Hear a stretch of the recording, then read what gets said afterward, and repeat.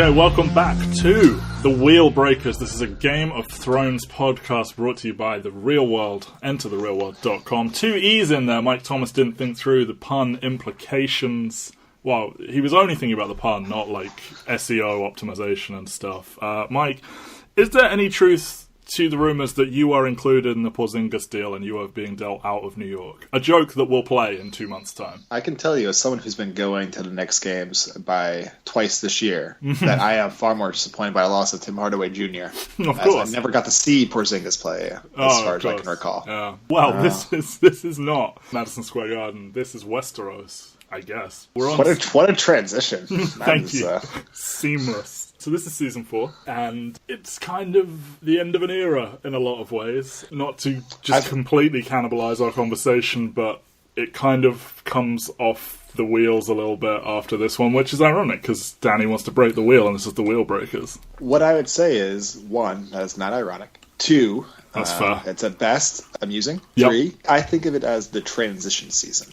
Fair enough. As the transition from the show we knew that we got excited about to the end game, which is, 5, 6, 7. Where they're going to kill Thanos. Okay, sure. Yeah. Yes, yeah. 7, 8 hybrid thing. Yeah. Yeah, it's a totally different show after this season. It is.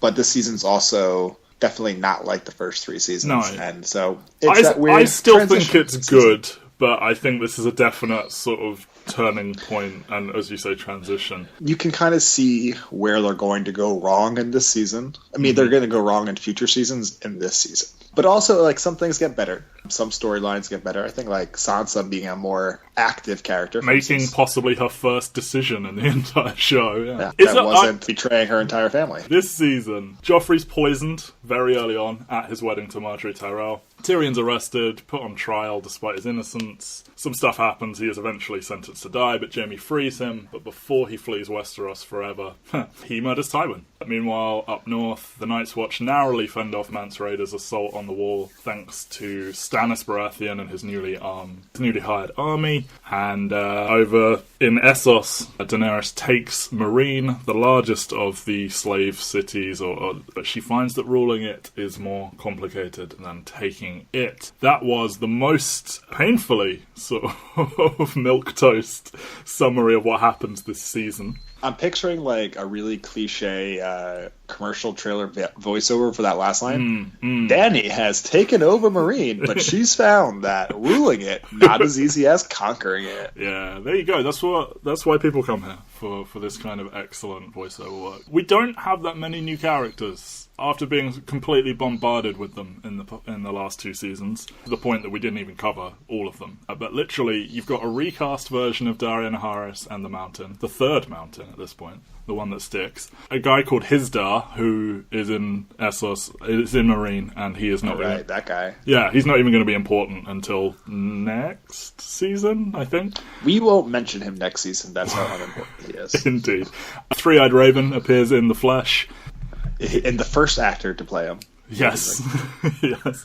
His story is kind of cool if you connect some dots with supplementary material about who he might really be, but... Which we will not be doing. We will not. Elaria Sand, who is a bastard from Dorne, and the lover of the most important character to debut, Oberyn Martell. What a guy. What a cool, wise... sexy dude, just here to quip and get his justice and break my heart, quite frankly. Yeah, he was in the trailer for the big... Game of Thrones always releases one big trailer, obviously, and he was a prominent addition to the trailer, so you kind of knew this new character was coming. And what should have been probably an example of us figuring out what was going to happen, he was not in the main credits. Maybe, that's not a guarantee that he was going to be short-lived, but for those who are not familiar with the books, maybe we should have seen it coming. Quickly, just to say about Oberyn, when his very first scene, just him having a three-way or something, and I'm just this is going to be... This guy's just another cliche character cut to the next scene, violence. I'm like, oh my God. It's like the embodiment of every criticism of Game of Thrones into a single character. And then he steps outside and has that scene with Tyrion. I'm like, I am all in. Yes, he gives you everything. You know, he's going to have a nice bisexual orgy, and then he murders some Lannister people, and then he has a nice little, you know, one of Tyrion's many amazing walk and talks. I mean, and it's the Tyrion part that makes him. Otherwise, of course. Everything else would have been so cliche and trite. But anyway. Yeah, I mean, but we have Loras and we had Renly, but we don't have a lot of prominent homosexual characters in this show, and he is presented in a far more favourable way than those two were. I mean, it's when you realise this dude is actually also, like, very witty and has a agenda that is very different to what you might expect, and, you know, he's not just here to fuck and to murder, he is here to investigate and take advantage of an opportunity. Like, he's there instead of his brother, who is the leader of Dawn, to attend Joffrey's wedding, and he's like, oh, I'll go and I'll find out who fucking, you know, why my sister was murdered and why her children were murdered. And that is, you know, his reason for being here. But just the entire time here, he is just so fucking cool and, like, wise, and yeah, what a great dude. Problem being, they kill him, and we talked about how last season they are really struggling to rebound from from season 2, they're struggling to rebound from the loss of Ned Stark to find a very strong central character. They did it with Tyrion in season 2. Season 3, they didn't really have that as much, and I'm not saying Oberyn Martell should be, like, the lead of your show, but when there's kind of a charisma void and a protagonist void, now that Robb is dead, you know, say what you want about, you know, how good Robb was. Here's this guy who steps into that void, and then he's offed within the same season he debuts. And, like, you know, it's in the book. It's not that they have to follow the book to the letter of the law, but, you know, if you look at the ramifications of everything that happens here, yes, he had to die. It's just an awful shame that it was a heck of a debut, a character that is a huge favourite amongst the fan base, and he could have helped as a salve on this bigger problem they're having with trying to replace Ned and have a strong protagonist who's in the heart of the narrative, not stuck up north like Jon, not stuck overseas like Dany, but in there mixing it up. And they really struggle with focus, I think, overall in this season, and Oberyn's death doesn't help that as a, you know, he's a good distraction, but him not being there by the end of the season means that they haven't fixed that problem. Yeah, I mean, I think the biggest issue with this season is that, you know, when you're recapping it, you're talking about Tyrion gets blamed for the murder of Joffrey, and then eventually leads to him killing his father before escaping. That first event is episode 2. That last event is episode 10. Book 3 is covered in seasons 3 and 4, and you can really tell that the majority of the book is in that first season. Season 4 is their first real attempts into expanding upon what happened in the books to kind of portray their own vision for the show going forward. And, you know, I don't think it's a coincidence that the overall quality of the show begins to dip at this point. Yes. I mean, and it's not to say that I didn't like some of the things. And in fact, I think it mostly works in this season to a certain extent. It's just that when you know the mistakes that are going to be made going forward, you can kind of go back and watch the season and go like, oh, right, that's... We should have known then that it was going to go downhill. But I mean, like, there's a lot of things to be grateful for. Like, I had literally forgotten that Tyrion and Jaime liked each other until this season. It's lovely. Like, anytime those two are just laughing together, it's great. And in the books, Jaime does not get back in time for anything that happens before like the first time he and Tyrion see each other is when Jaime helps him escape. And books. That ends sourly because he's on his long mission to redeem himself and be a better person, and part of that, he comes clean to Tyrion. Hey, that woman who you married and we told you was a whore, and we did all that horrible stuff to, turns out she was not a whore. And then Tyrion slaps him, and I think they never see each other again so far in the books. Yeah. So I think that kind of captures how different it is, and how by screwing with the timeline a little bit, or it changes things. Things get changed in this season of the show, for better or for worse. And, I think I like that choice, though. Like, those two having that strong bond is nice. In a show that is so full of doom and gloom and misery and torture and all of these things, it is nice to have, like, a few of these relationships where it's just purely nice. We'll talk again about the loss of Tywin and Cersei becoming more prominent, but having this one final season of the Lannisters all together to a certain extent was very enjoyable as a viewer. For sure. And, we don't want to spend too much time on Oberyn, but, the scene where he comes to Tyrion to tell him he will be his representative and saying how he met him as a baby and he was disappointed he wasn't this monster and stuff like this. And then the battle with the Mountain, who, they recast him again. They got someone not just tall, but fucking enormous and swinging a two-handed sword with one hand and all this. And you think there's no chance he's going to do it. He's not wearing armour. He's getting drunk beforehand. He's using, a stick, a spear, but a wooden spear against this huge dude. And then he's dancing around and he starts to win and he has him beat. He has him dead on the floor, stabbed in the chest. But he is so consumed with wanting to know, did Tywin give this order, that he suffers that incredibly graphic and incredibly depressing death at the Mountain's hand as he crushes his head. And I think the most important takeaway from this is that in the episode called The Mountain versus the Viper, the first time we see Oberyn is in that final battle scene. And I think the way they present it is him drinking, him kind of being reckless, and then him being obsessed with that really cheapened that moment. That we should have seen him at least twice beforehand in that episode. Yeah, for sure. Where they laser focus in on the sister part. That is something that I think a book reader would fully appreciate. I don't think it came across as, he's just another toothpick to be disposed of in this bigger story we're telling. Is it possible they didn't know what they had here? Because, I think you said it on mic last time, but you've seen this actor in other stuff and he sucks, but he's just really good here as this character. And, is it possible they just didn't know that he would be this popular? I think it's possible they didn't know he'd be this popular. I can't imagine a scenario where they didn't know how good it was before they filmed episode 8. For sure. He had been in 6 of the previous 7 episodes. He was clearly electric on screen in this role. Yeah. He clearly has a great dynamic with basically every character he comes into contact with. Even that conversation with Cersei where they're just sort of talking about the fate of women in the world and everything. Remind me to come back to one conversation that shows the holes in the show.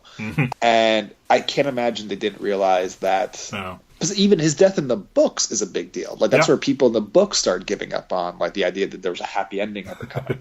So they knew that this was going to be. Yeah. The only thing I can think of is that they didn't want to telegraph it that it was going to end in death. That we saw too much of him going into that final episode or into that final battle. But I think it was a real mistake because it kind of just made him look like a chump. Yeah, and that when he's being so casual about it. Yeah, and he had him beat. All he had to do was stand 1 foot further away from the Mountain, and he wins. Right, because it's he was acting cavalier about the Mountain because he knew, and rightly so, that he could beat the Mountain. This is a dude that has fought with all I believe the Second Sons, or if not the Second Sons, a different fucking this is a guy that's fought all over the world. He's not going to be easily intimidated or think he can't beat someone that big. Master of poison, and he rightly did that. The point was it was his sister, and the show has a tricky relationship with its own mythology in terms of how much they want to commit to diving into it. They're very understandably and probably rightly reticent to show a lot of flashbacks and things like that, but not understanding the significance of the Dornish, Targaryen, Lannister, I think that is one of the issues was really on display here. And just one more quick thing. Yeah. I would say in terms of bigger picture stuff, the biggest mistake they made, we're going to get to the biggest mistake they made this season later, but in terms of bigger picture stuff where you really are what the hell, do these people know what show they're making? Where's the quality control, is the conversation between Oberyn and Varys, where they're having just a normally witty banter conversation in the throne room, and Oberyn says, "What do you really want, Lord Varys?" And Varys looks at the throne. Varys does not want the throne. No version of Varys in the show, in the books, wherever you fucking want, does Varys want the throne. That is not the point of Varys. No. The only excuse he can make is that Varys is trying to play a role and he doesn't trust this guy, but that was not how that scene came across as there was a writer who didn't know what the fuck they were talking about and no one caught it. They thought they were doing Littlefinger, basically. They thought everyone just wants the throne. Yeah, no. And it's Yeah. No, he does not want the throne. That is not the point of Varys. That is not who he is. Even if you pushed him to his limit, there's nothing in the show that suggests that is what he actually wants. Yeah. And that was, when that happened in the show, I still remember, I mean, it's been almost 5 years, but I still just remember going, what? You idiots. Yeah, like they're just total. Yeah. I don't know how you could fundamentally miss something like that, where you just completely don't pay attention to the fact that is completely out of character and did not make any sense. Yeah. Just to double back, what you were saying about like the significance of Dawn and everything, I think that's possibly the biggest thing that you get with the books. You feel all that history, and like, you know, you can't film George R.R. Martin ranting on for 3 pages about some obscure house or something. And right. But it is what it is, and just stuff like that where sometimes they kind of want to pretend nothing happened before we started rolling these cameras, and then other times they're like, oh no, this is serious. And I think it's tricky. Like, you don't want to just do all these flashbacks. And it was a big deal when they finally started doing them in later seasons. But yeah, it is a bit of a downfall of that. So I really just did not understand Dorne in general, as will be made abundantly clear in season 5. Yeah, tiny place. Dorne historically is hugely significant. Yeah. When we say the 7 kingdoms, it was the 6 kingdoms for the longest time, because that was what Dorne was the last holdout. They did not kneel. I don't even think they really discussed why we have to call him Prince Oberyn, because they get to keep their prince titles. Yeah. And I'm not saying you need to go into all that, but no, they failed Dorne. Their lack of appreciation of Dorne is reflected in the other choices they made. They failed Dawn, and to a much lesser extent, they failed the Iron Islands with that narrative that they skip over for a long time and then eventually do and completely botch. But anyway. Admittedly, I don't really care about the Iron Islands. Okay, I kind of liked the... Anyway, Oberyn isn't the only person to die. Tywin Lannister takes his bow here. We've been talking about This Is Coming for the last couple of episodes now, and how he's such an important anchor point for the show. And while you're hemorrhaging all these charismatic people and important people and great actors, losing Charles Dance sucks. And you don't feel it until next season. But huge moment here. Tyrion getting his revenge against a father that always hated him and stuff like that. But yeah, pretty huge. And for him to die on the toilet is very dignified for Charles Dance to Almost a little too on the nose to actually have him die in the toilet, but I get what they're going for. Yeah. I guess we finally found out that Tywin Lannister does not shit gold. But no. We've addressed this, I think, for 2 episodes already, but Tywin Lannister ran the world of Westeros, and he really did run the show in a lot of ways. I think what they also lose out, narratively speaking, is that Tywin Lannister was made for the wheel as it was currently constructed. Yes. And seeing how Tywin would have responded to the wheel being broken would have been incredibly interesting. Yeah, this is not my world anymore. Yeah, far more interesting than Cersei being in control. I mean, it's hard to say right now, being like, it would have been better if he killed Cersei instead of Tywin, but I'm pretty sure it would have been better if he killed Cersei instead of Tywin. Most likely, yeah. Tywin can be difficult to read at times. We spoke about this last time, but he tells Tyrion, he says it to Jaime as well. He's like, I wasn't going to let them kill you. You're my son and all of this. And then once he shoots him with a crossbow for the first time, he says, you're no son of mine. And it's like, is this your true colours? Are you just willing to say literally anything to sort of further your position? And yeah, I thought that was kind of like that tacit admission that now that he kind of knew he was going to die after that first shot, he finally got to say what he truly felt. Yeah. Would he have sent him to the wall instead of having him killed? Who knows? I don't know. I think the fact that we don't know is a good thing. Yeah. And if anything, probably should have come up since then. Jamie should be screaming at him, we made a deal, you were just going to go to the wall. Yeah. It's like, he wouldn't have let, you can easily see how that could have played out on screen, and it's a shame we don't get to see any of it. Tywin is one of these characters that, he has cards he is waiting to play at all times, and no one knows everything he has, as it were, so we won't know what his schemes were there. Shae is gone. She gives false testimony to get Tyrion convicted. I raised this in a previous episode about whether she was always working for Tywin or not, but I see there's 3 options here. Either she's been got because Tyrion sends her away, they have a big fight, he sends her away. Either Tywin found her, blackmailed her, threatened her with death, whatever, and she's doing all this out of fear. She did love him up until the point that he called her a whore and sent her away, and then she was like, well, I'm pissed at you, so I'm going to go along with this. or she was always working for Tywin. With those first two, she gives them way more than they need to get that guilty conviction. She makes it so personal, and when he arrives in Tywin's bedroom at the end, you know, she says, "My lion," because she thinks Tywin is there. She tries to kill Tyrion with a knife. I am like 80% sure she's always worked for Tywin as like a spy. Really? Because watching that trial, it's like the length she goes to humiliate him. And also, are these one for one? Like, he calls her a whore, obviously not cool, but she lies and humiliates him and gets him sentenced to death? Like, that doesn't seem like a rational response, but hey. Yeah, I mean, I think that comes as a result of them expanding on Shay's role so much and then not changing how she goes out. Sure. I think that finale makes a lot more sense in the book, where we really don't know much about Shay beyond that she fucks Tyrion and basically just says whatever he wants her to say. Absolutely. And I think it's an inconsistency, is what it is. She turns to, you know, the trope of the evil woman with a revenge. Yeah, and the way it's filmed at the end, I had some disagreement with people at the time, and to me, it was filmed in a way that made Tyrion seem like righteous for killing her. Yep, and I think they were probably going for it hurts him to do this or whatever. Yeah. It's not how it comes across. Yeah, and maybe, I don't know, I think it's up for interpretation. I'm not going to like pretend to say anyone else disagreed with me. It was definitely wrong. But it was an odd note. I don't know, it was shot in a way that was unclear, possibly regrettably. Yeah.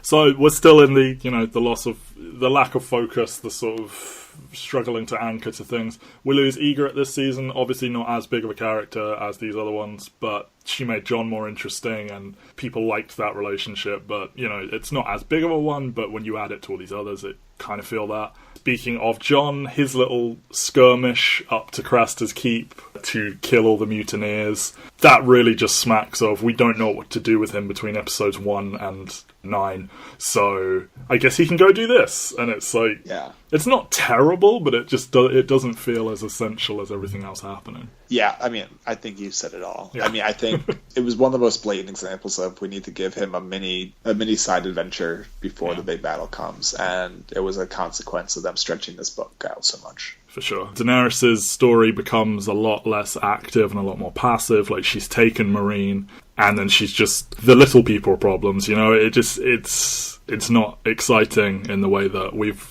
her story is always presented as she's got dragons, she's going to overcome this, and it suddenly sort of grinds to this very slow crawl that lasts for far too long. Yeah. I mean, and the thing is, it's always shocking to me that she only gets to Meereen in season 4, because it feels like she was always in Meereen. Yeah. Like, it's legitimately only 3 seasons, but it feels like it was the entire show. Is it 3? Yeah, you got 2 more seasons of Meereen coming up for you, buddy. I know. I remember reading this in the book and not liking it, but, you know, at least there was some, like, extra characters there to make that fun that don't exist in the show. Bronn leaves. You respect it, like, his reasons for not wanting to be Tyrion's champion and fight the Mountain. Like, it's like, yeah, you're right. Totally rational. I don't think the show doesn't even judge him for it, no. I'd say. And I don't think he comes back the same, you know? Like, we talked about this, but I feel he comes back and it's like them trying to do an impression of him, almost. I mostly still enjoy it. We'll get to a big moment in 7 with him that I'll talk about later. Of course. It's just, you know, you reel all these things off. We lost this character, we lost this character, we lost this character, and it really does add up. Because, again, someone funny, someone charismatic on a show that doesn't have a huge amount of laughs and has a lot of, like, grim sadness. Yeah, I mean, this is the thing with Bronn, is that, once again, in the books, he disappears because there was no rational reason for him to leave and to come back to the main source of the action. Yes. That's not who Bronn was. Bronn was just kind of along for the ride because it would made the most sense.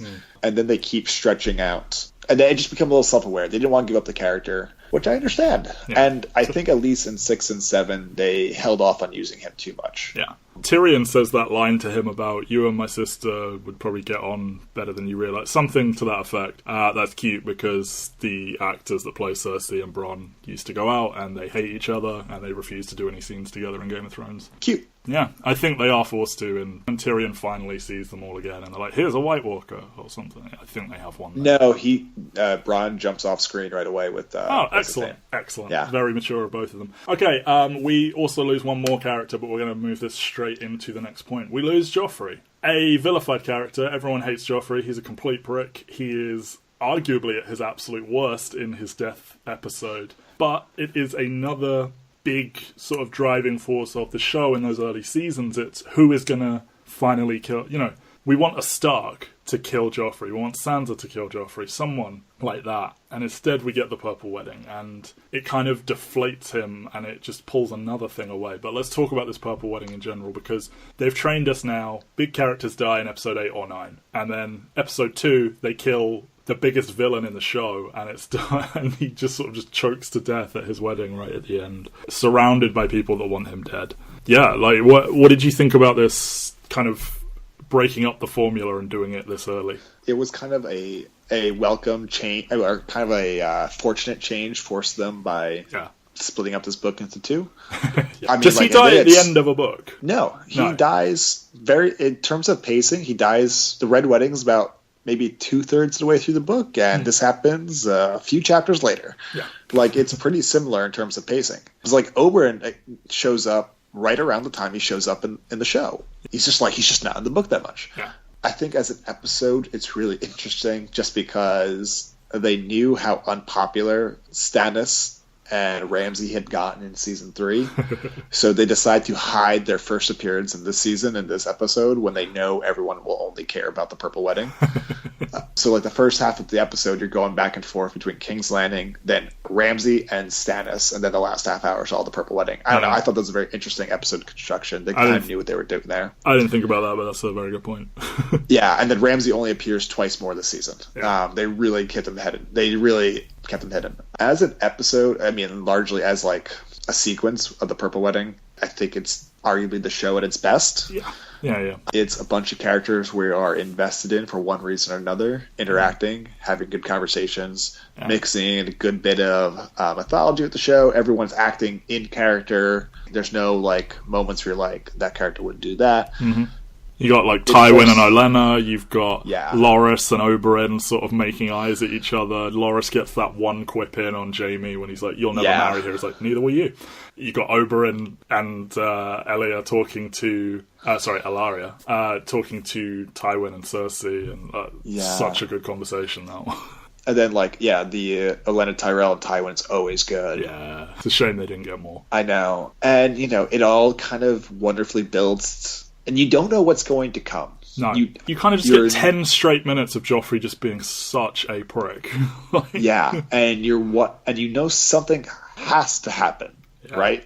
It's episode 2. You don't think anything's going to happen to anybody, but it doesn't seem like nothing can happen. So something has to happen. Yeah. And it's pretty out of left field if you're not read the books. No. You don't expect it. I think it was wonderfully... It was an excellent follow-up to Ned's and Rob's death, in that it was the next shocking death that did feel earned, that felt it made sense. Of course, the Tyrells were not going to let Marjorie marry this man. Of course. They are too powerful of a family. They had a Wimpy's next in line waiting, and it would have been too convenient. They knew Tywin well enough that he wasn't going to make a big fuss about this. In that sense, he was going to do what was best for the family, which was just to keep it moving. And I think they used what I was talking about to their advantage, where you're expecting Joffrey to have a big dramatic death, like one of our heroic characters to stab him, and instead he just chokes to death out in front of everyone, and it's very unexpected. In a manner that kind of makes you feel bad for him, and definitely makes you feel bad for his mother. Yeah, just it's not the way anyone should have to go. Looks completely horrible in those final moments, choking to death. Of course, this is the second of the 3 names spoken by Stannis, and they are dying in the order he spoke them. Robb died, Joffrey dies, and much later Balon Greyjoy will die as well. So keep an eye on that, I guess. Yeah, I think it's actually a really good episode. I think, similar to the Red Wedding, everyone talks about the big event, but I think the stuff that happens around it is actually pretty good as well. More the King's Landing stuff, obviously, but it's not just, and then that happened. You get some really good stuff. As you said it well, it's the show at its best. Yeah, I would say it's one of the best episodes of the show. Yeah. It would strike me at first glance as the best episode of this season. And I like a lot of what's to come. I like the finale. I like the penultimate episode. It's probably one of the best finale episodes they've done as well, I think. Yeah, if not the best, probably. The finale is very rare, and they're always kind of they do a big thing in episode 9, and Yeah. then the last episode is just kind of like letting things settle, whereas this one, it's like significant stuff happens. Yeah. And each one of these things could be the final moment of the show, and like instead you get, here's another big thing happening. Right. But this is really, if you were to go back and be like, I'm going to watch 10 episodes of the show before the finale, before the final season, this got me 1 to your 10. Yes, definitely. So out of this comes, you've called it the worst decision the show has ever made. And I'm going to just title it in general, Jaime and Cersei, because it isn't just the big moment we're going to talk about. They do also have, they come back to it later, where she goes to him and is like, I told father we can be together. And it's like, you're just doubling down on this relationship that is not popular and does not exist in the book anymore. But the big thing that we can't not talk about, Jaime rapes Cersei next to the corpse of their dead incest child, which is about as offensive a sentence as I could possibly construct. And I cannot believe they filmed this, watched it back, and then put it on television. I mean, what should be most disturbing, and of course the most predictable, was that they had no idea it was rape. And the people making it came out like, what? Huh? Every second of it, she's saying no, and stop, and not here, and no. Yeah. Like, in the books, it's basically like the song Baby It's Cold Outside, a very, very controversial Christmas song where someone is playfully saying no, I guess, theoretically. Yes. The lyrics definitely make it sound like creepy sexual assault rape. I don't know. We don't have time to get into that. No, definitely. But there's, at least in the books, there's that sense of that the focus is not here, not here, not here, not no. Exactly. Which is... I mean, we can get into that. Well, we're not going to get into that. But you could get into that, and I think make some very justifiable arguments that that's also bullshit. Mm-hmm. But in the show, it's literally a woman saying, no, no, no. The man ignoring her and then fucking her anyway. And to try and position this character heroically after this, how is that possible? He raped a woman on camera. Yeah, and because they had no idea what they were doing, because the show is filmed all in advance, it's as if it never happened. And they even make a big deal of it, as you said, to her saying yes later on. Yeah, that almost feels like the closest they get to trying to patch over that. Like, it's this thing of like, you know, it happens in the book, so we have to do it or whatever, but like, that's not an excuse. And also, you made changes, and you didn't have to do any of this. Yeah, well, I'm not saying you're actually saying this, but like, no. As we both know, it happened in the books, we have to do it. We both know that's bullshit. Yeah, exactly. But this isn't even how it happened in the book. Exactly. Yeah. Like, this is...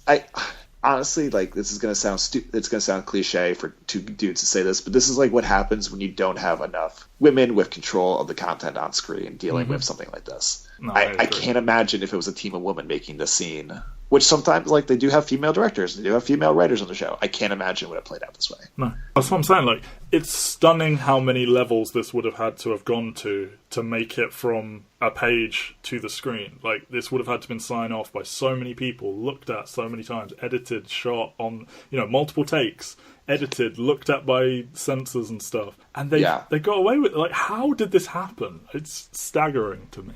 Yeah.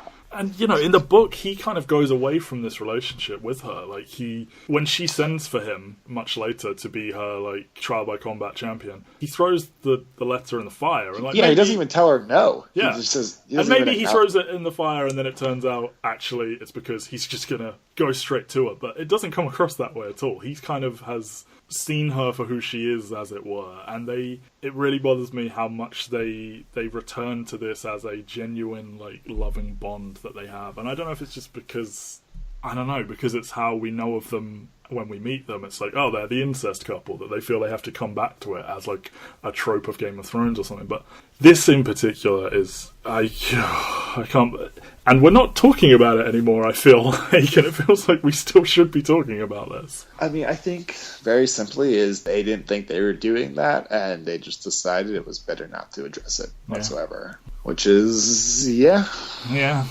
All right, let's get away from that. Let's let's talk about our big bottle episode, as it were, this season, following on from Blackwater, and to a lesser extent, the Red Wedding. It's only the second one they've ever done. They've only done 2. Yeah, it's more directly like Blackwater in that it's in one location. Watchers on the Wall, this is the best one of these. They've only done 2, but of these sort of, the ones that they call like the big episodes, Ned's execution, the Red Wedding, Blackwater, the Battle of the Bastards, all this, I think this is the best one. The entire episode takes place in Castle Black, and it's Mance Rayder's forces attacking from the north, and the group of wildlings with Ygritte and Tormund and the Thenns attacking the castle from the south. And we get I feel this is cliche as fuck, but everyone compares this to Lord of the Rings. Like, this is their big moment. And we talked about how in Blackwater they secured this budget at the last minute, but you can't really tell. This feels far better shot, and the sweeping shots of the fire from above and the multiple 360s of the courtyard while everyone's fighting. This is much better. I think this is what they had in their head when they were thinking of filming Blackwater, but they actually had the funds and the competency to do it here. Why do you think this is the best one of these? That's all I'm gonna say. Oh, you don't like it? Okay. I'm not saying that. I just think it's more successful in what it's. It's pure action in a way that there are some of their big event episodes that have more sort of plot subtlety going on. But if we compare it one-to-one with Blackwater, I think there's no contest here that this is far more competent visual action and big event and spectacle and bombast and many, many swords and arrows and fire and all of this. And I just think it's far better executed from a technical standpoint. I do agree. I think... one of my talking points throughout is that they get better at making the show while the quality of the show goes down, if that makes any sense. And I think in a lot of ways, this episode absolutely does look better than Blackwater. It does not feel like 10 people running around on a set when it's not supposed to be. But I guess you are missing those moments that you had with sort of Cersei and Sansa and the Sept and the quiet moments with Tyrion. I think this episode gets an undue amount of scorn in some circles for it being about characters we don't care about. I don't think that's fair. No, I don't either. I think there are a ton of characters in here that, especially as I rewatch the show, I care about more and more. Yeah. When his little crew die, seeing Pip die and Gren die after he gets his big triumphant moment, and they say goodbye to each other, knowing you're probably not going to survive this little mission you're off to. I think that's so powerful. I think there's a lot of good stuff on the wall. I think them just deciding that Mance Rayder does not need to be an on-screen character, really causes this episode to suffer. Even just any shot of him on the other side in the forest watching. Yeah, you're not even looking for him to participate. It could just be him giving the orders and making it come across as a tactical thing. He doesn't need to be marching on the wall like Stannis did. Yeah. But the fact that you reduce the wildlings to really just this... They might as well have all been CGI in terms of... I'm not saying... I'm glad they weren't all shot CGI. I'm saying that they might as well have been for all we care about them on that side. Yeah. And the fact that the show took such a clear stand that we should not be rooting for the wildlings, I think hurt this episode too. When they're running for their lives. I think the show made the choice for us with the wildlings versus the wall. And I think that is very insulting as a viewer I think also just as a human being, if you don't understand why the wildlings are right and this bullshit army is wrong, what? Yeah. And the fact that the show doesn't really acknowledge that as even a condescending both sides thing, I think, again, causes this episode to suffer. Yeah, in general, they don't do enough with Mance and, that's one of my big grievances. It's one of the best actors they get in the show. It's one of the most interesting characters in terms of backstory ever, and they kind of just reduce him to, I'm going to make the biggest file the world has ever seen. Yeah, he went north and he saw stuff, and he was like, nope, something needs to be done, and these wildlings can't be left here to be slaughtered by what is coming, and we're going south, and I don't care what I've got to do to do it. And the fact that the show has... If there was any empathy for that position from the show, it was mostly just to make us care more about Jon. Yeah. And I like Jon, first of all. I do, and I think the actor is far better at his performance than a lot of critics give him credit for. Mm-hmm. But in terms of the whole point of the show is to avoid tropes, and that is falling into the chosen one tropes right there. Oh, Jon is such the chosen one. Right, and I think George R. R. Martin really is really embarrassed. He's either in total denial about that, the show's in total denial about that. And I think the show does a lot of legwork to make you care about Jon beyond the fact that he's the chosen one, but he's the chosen one. And I think that is, again, the fact that Jon is the chosen one character causes this episode to suffer. I just don't get, like, to me, I remember watching season 3 live for the first time. I'm just like, well, Jon's gonna stick with the wildlings, right? Like, they're clearly in the right on this. Like, this isn't even a question. Like, we know about all the institutions that caused the Black Cloaks to exist in the first place. It's all bullshit. Like, and I think it kind of ripped the heart out of this episode in a way that kind of just leaves it as a spectacle. And as a spectacle, it is really well done. And they do a great job with all the little characters here. I mean, I think one of the biggest frustrations for me is that the fucking guy who trains them, like, he's Alistair. great in this. Yeah, he is. Yeah. He's great in this episode, both as physically as an actor to do it all, and also just as a character. I'm like, well, where was this character for the first 4 seasons? Because he's just a bully who just, like, it goes to unreasonable lengths. But here it's great. Like, his whole thing about, do you want to die tonight? No, that's good to hear. Let's fight and stuff like that. And you could have seen that nuance in the first 4 seasons when you got to this point. My cousins and I, we went to an IMAX screening of this episode and the finale together, like a week before season 5 started. I really enjoy it. I probably enjoy it with each successive viewing more. Yeah. I think there are some serious issues with the show by this point that are reflected in this episode. Yeah, of course, Ygritte killed at the hands of Ollie, the kid, who they killed his parents, and she killed one of his parents, right?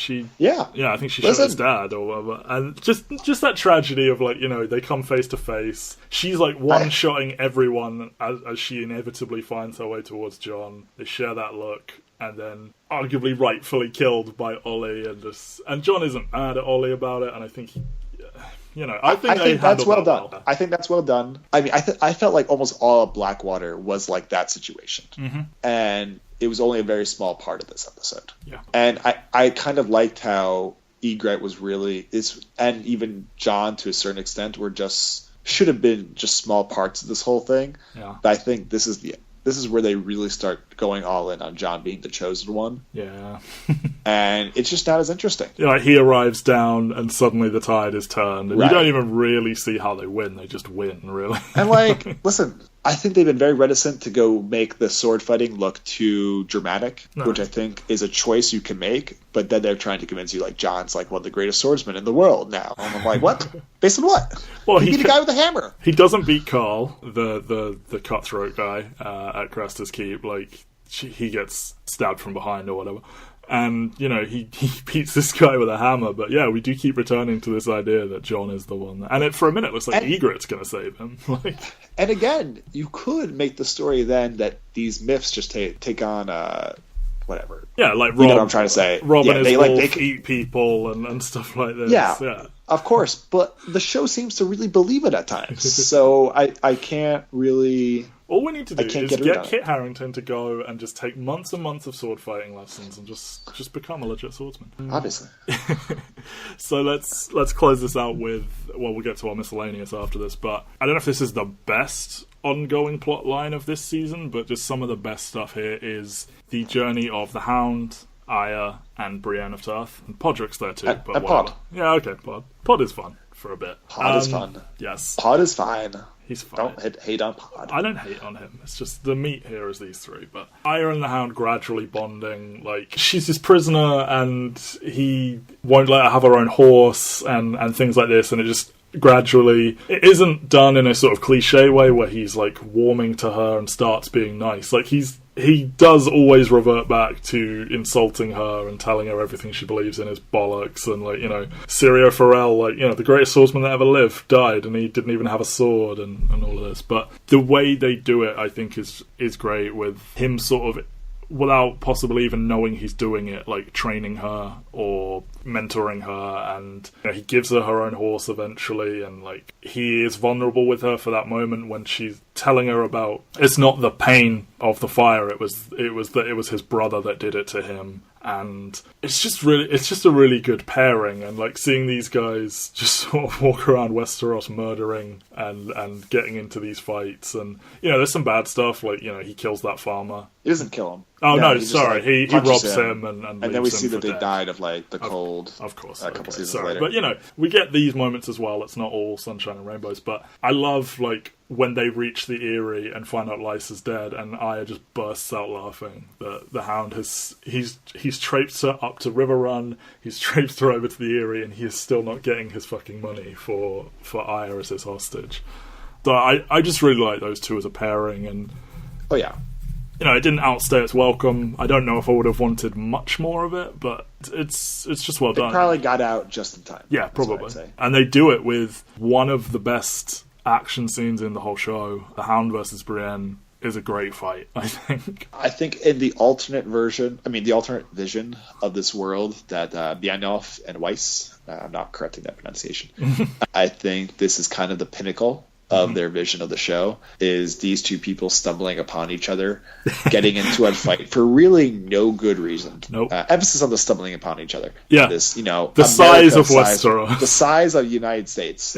They just stumble into each other. And because she has a Lannister sword, they have to fight. Get into a fight for no real justifiable reason, with both people completely believing they're in the right, with both people having a case that they're in the right. And then it's just like really great violence. Yeah. And a lot of violence on the show is not greatly done. I'd say this is the best part. This is the best one. Yeah. Like, this is just a gruesome fight. When you say you don't want overly dramatic or a flourishy sword fighting, this is the true opposite of that, and it is beautiful. And you know, obviously we're watching a woman get savagely attacked, but like, it's not done like that. Like, it is presented as this fair fight, and she gives far more. Like, she fucking smashes his face in with a rock. But it's just so raw and like gritty and well done. It is brutal to watch both of them go at it. And it ends with Brienne sending him tumbling head over tea kettle, I believe was the expression. Sure. Ass over key kettle? He's over a key kettle. Is the main point. Yeah. And, tea kettle. Yes, tea kettle. It seems like the Hound has come to an end. Yeah, he really should have. Yeah. Do we assume that the Brotherhood saved him? Because that dude is dead.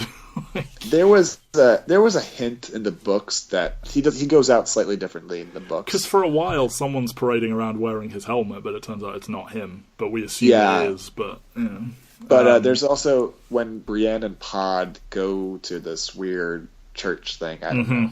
There's this hint of a really big grave digger there, and it was a long theory. When we see him come back, he's like doing manual labor, isn't he? Yeah, so I think that was kind of an allusion to that theory, or at least allusion to what Martin had planned. And he goes out like begging Arya to kill him, and he's saying as much offensive. He's trying to be as horrible as possible to get that mercy kill. He means none of that, in my opinion. Yeah. Oh yeah. And I think that's kind of what made it such a beautiful and fitting end, was that he tried to be the person that they said he was. He wanted to be why she put him on the list, so that she would do it, and she won't. And you know, I think at the time I was in two minds. Like, is she sparing him because she doesn't want to kill him anymore, or is this like this is the revenge? Is not killing you? Oh no, I thought it was clearly the revenge. Yeah, it's just really well done. And like her sitting there, barely saying a word for that.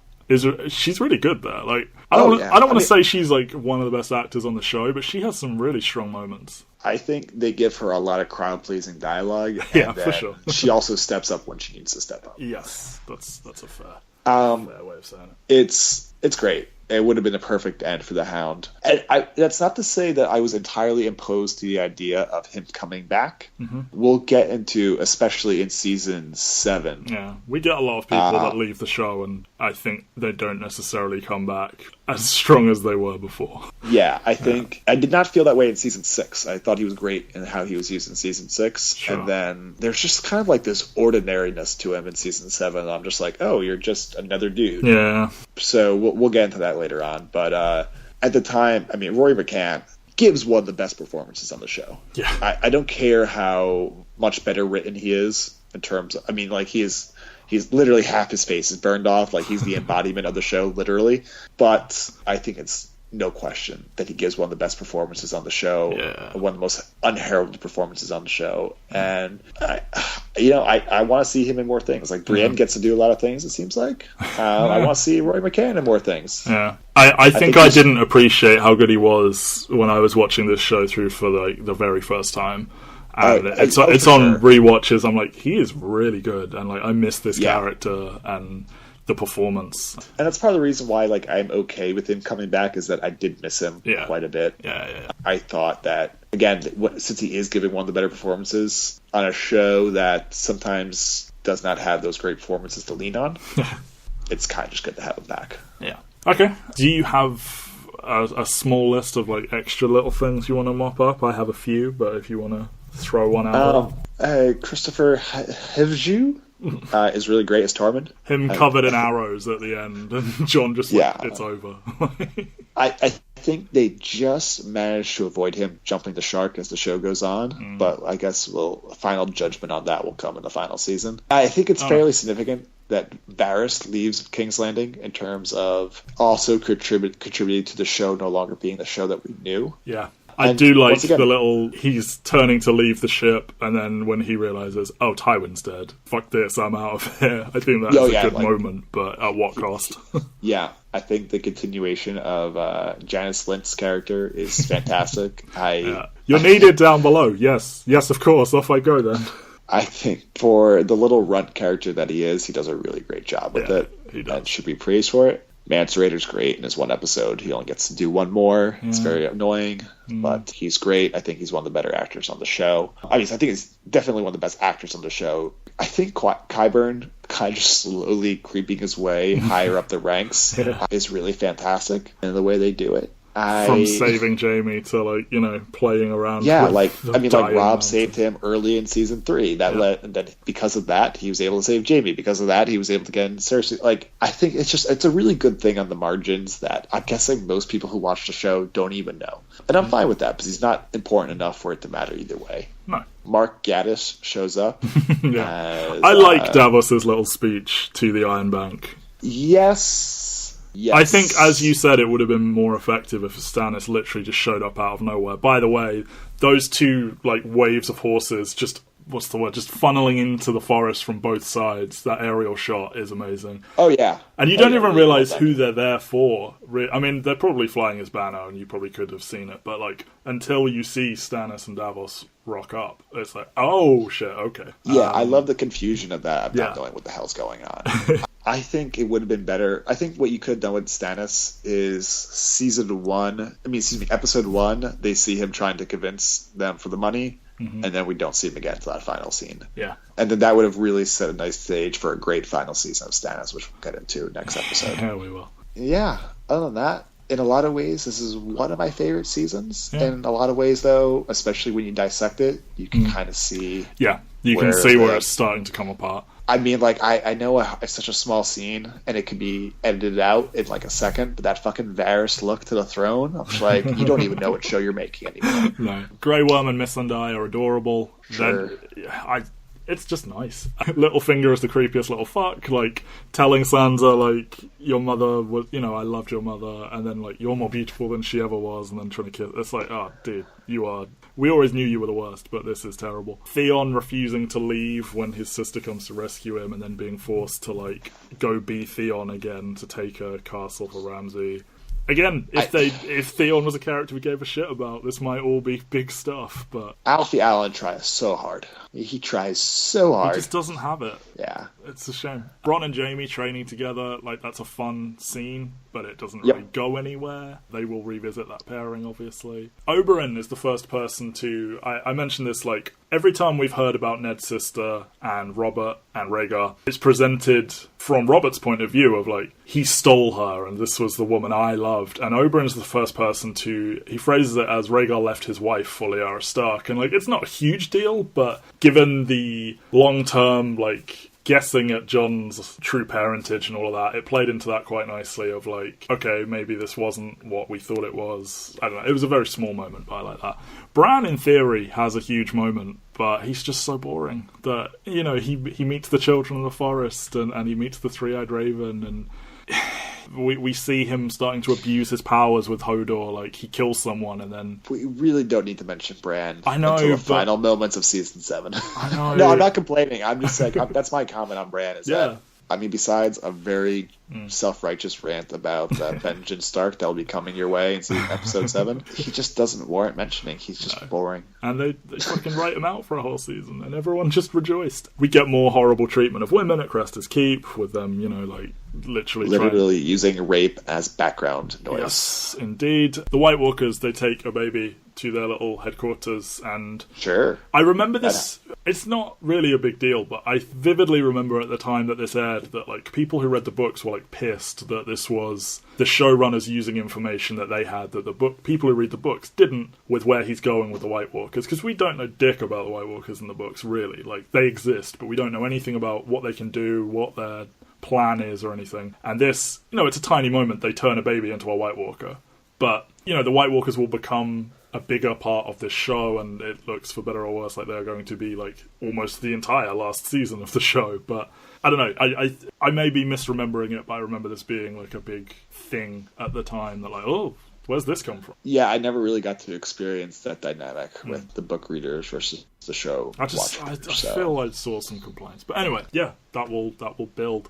I think the first 4 seasons are the best 4 seasons. I enjoy this one, but you know, it's not 2 and 3. I think this is where the show starts to become a lot about great moments instead of a great show. Yeah, and it's like such a hype train at this point. Like, they drop these trailers for Game of Thrones, and it's like such a... Everyone has to care about Game of Thrones. It's the hugest thing, yeah. But like... And sometimes those moments are so great they make up for the lack of coherence throughout, but it's not as satisfying. And my memory of what happens after this season is very spotty, so we will see what I make of... wow. Yeah, well, I mean, I remember. It's just, I very clearly remember these first 4 seasons. Right. And it gets a bit like, I know this happens, but then what happens between here and there? And I think that's probably pretty telling about how the show works from here. But we'll find out what I make of Season 5 next week. And Mike will, of course, also tell us what he thinks of Season 5 at length. I expect at least one rant. In the meantime, go to entertherealworld.com, go to soundcloud.com/Mike and Matt. Like, follow, subscribe, share, comment, all of that. Fun stuff. This has been The Wheel Breakers. We will be back next week. And who are you, the proud say that I must bow so low? Only a cat of a different code, all the truth I know. In a code of gold or code of red, lion still has claws. Mine are long and short, my